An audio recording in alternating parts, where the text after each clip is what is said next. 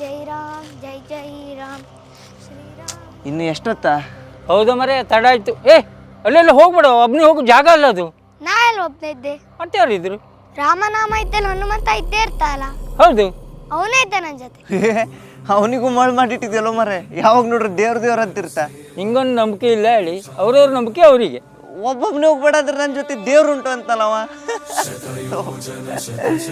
ಅಲ್ಲ ಮರೆ, ನೀವು ದೇವ್ರಿಗೆ ಅಷ್ಟು ನಂಬೋರು, ದೇವ್ರಿದ್ದಾಳೆ ಹೆಂಗೆ ಹೇಳ್ತೀರಿ?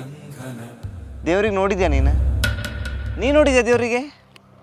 ಇಲ್ಲ, ಮತ್ತೆ ಹೆಂಗೆ ಹೇಳ್ತಿ ದೇವ್ರಿದ್ದಾಳೆ? ಇದೆಂತ ಒಪ್ಪು. ಕಾಣ್ತುಂಟಾ? ಹೌದು.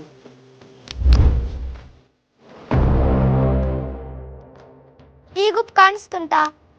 ಇಲ್ಲ. ಇದು ಕುಡಿ ಕುಡಿ.